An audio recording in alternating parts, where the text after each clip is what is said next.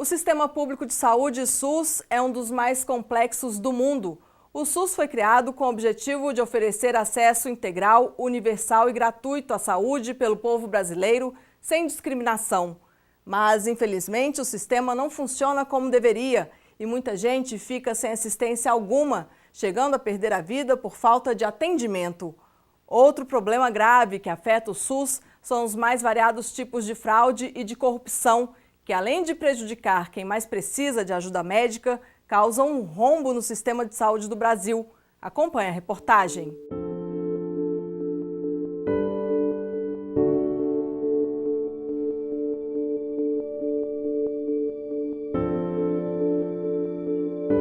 Um país com enormes extensões territoriais, tão diferente nos costumes, nos sotaques, no jeito de ser.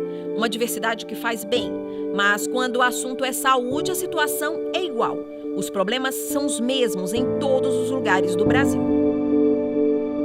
A espera nas filas parece não ter fim. Quem pede socorro não faz ideia de quando ele vai chegar, nem se vai chegar. É comum quem não encontre forças para suportar e tenha a vida finalizada antes que a ajuda apareça. Em 2011, o Ministério da Saúde chegou a admitir: a demora no atendimento é um dos principais problemas, o maior desafio. Os recursos para a saúde pública vêm dos tributos, nós chamamos de impostos, contribuições sociais. Então o Estado arrecada esses valores e uma parte desses valores é destinada à saúde pública. Com isso, nós temos que a contribuição, toda a sociedade contribui direto ou indiretamente com esses tributos e o governo tem a obrigação de repassar, não é um sistema tripartite que nós podemos dizer. O que é isso? É a responsabilidade da União, do Estado e do município prover todos os remédios, medicamentos, tratamentos, cirurgias necessários para o bom desempenho da saúde pública. Quem dera que fosse só ter que aguardar. Dentro das unidades de saúde pública, os gargalos são outros e até maiores. A ausência de equipamentos e, quando há, estão quebrados. Gente de mais e leitos de menos. Faltam materiais básicos para os profissionais realizarem o trabalho do dia a dia, alguns essenciais em procedimentos cirúrgicos. Faltam, inclusive, profissionais. Uma problemática que o magistrado federal conhece bem, afinal a triste realidade do SUS vai parar na Justiça Federal. Havia uma discussão sobre até que ponto a Justiça Federal seria competente quando os recursos são incorporados pelos estados e municípios, mas o Supremo tem entendido de forma geral que, em havendo desvio de verbas do SUS, a competência é da Justiça Federal. Então, nós temos julgado alguns casos relacionados a fraudes de valores desviados do SUS, inclusive quando essas fraudes ocorrem no âmbito local, prefeituras. Então, eu particularmente já julguei casos relacionados a envolvimentos de vereadores com esses desvios locais de verbas destinadas à saúde. O assunto é complexo e não poderia ser diferente, difícil e polêmico. A cada opinião, uma forma diferente de ver o problema e apontar a solução. Há especialistas que defendem não se tratar da falta de dinheiro, mas de uma má administração e de desvios de recursos. Julho de 2015. A Operação Panaceia resulta na prisão do vereador Amarildo Aguiar do PV, de São Gonçalo, no Rio de Janeiro. Um ano depois, ele foi condenado pela Justiça Federal a quase 24 anos de prisão e recorre da decisão. De acordo com as investigações, Amarildo chefiava um esquema que resultou no desvio de aproximadamente 9 milhões de reais do SUS. Os pacientes eram fantasmas.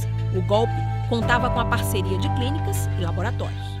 Muito comum no âmbito local que essas estruturas corruptas se infiltrem na área da saúde. Então, como é que isso acontece? Normalmente, as clínicas que fraudam, desviando verbas da saúde, têm uma relação com políticos locais que dão a cobertura para que os pagamentos sejam feitos pelas prefeituras sem contestação. Então, o que as clínicas fazem? Elas aumentam ficticiamente o número de consultas e atendimentos e procedimentos, O setor de auditoria da prefeitura, mancomunado com as clínicas, sob a influência de determinados vereadores, não faz a checagem e os pagamentos são feitos ininterruptamente. Abril de 2017, a Operação Fatura Exposta executada pela Força Tarefa da Lava Jato no Rio de Janeiro. A mira? Uma organização criminosa suspeita de desviar recursos da saúde do Estado. De acordo com o Ministério Público Federal e a Receita Federal, houve fraude de 2007 a 2016 em importações. Mais especificamente, na compra de próteses e equipamentos médicos pela Secretaria de Estado do Rio de Janeiro e pelo Instituto Nacional de Traumatologia. Esse negócio teria desviado pelo menos 300 milhões de reais. As negociações incluíam propina de 10% sobre os contratos. Coube à 7ª Vara Federal Criminal do Rio de Janeiro expedir cerca de 40 mandados de busca e apreensão. O mandado, na verdade, é a exteriorização de uma ordem do juiz que vai ser cumprida em outro local, que não o foro.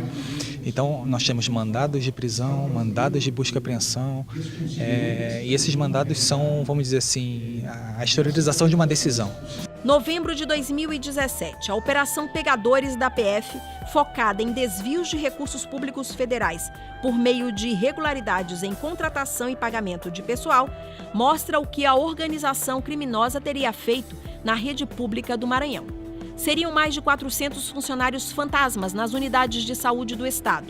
De acordo com as investigações, gente que ganhava sem colocar os pés nos hospitais estaduais.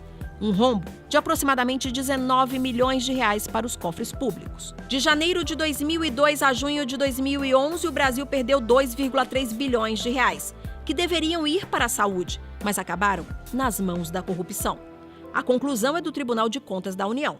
Para que haja uma mudança nesse cenário, não basta que a gente trabalhe na ponta da repressão. É necessário mudar a estrutura viciada que gera esse contexto de corrupção. Enquanto nós tivermos essa influência dos vereadores na nomeação de pessoas que possam beneficiar clínicas, enquanto essa estrutura funcionar dessa maneira, infelizmente, esses casos vão continuar se repetindo. Então, a gente trabalha na ponta da repressão, mas essa ponta sozinha não é eficaz. Infelizmente, na saúde é assim. Quando o dinheiro toma um rumo que não é o do paciente, o país adoece. Vidas se perdem desnecessariamente. Eu apostaria num trabalho preventivo. Eu acho que a gente faz o trabalho da repressão, é o nosso papel, mas que sozinho não chega a lugar nenhum. Eu apostaria em controles preventivos mais eficazes.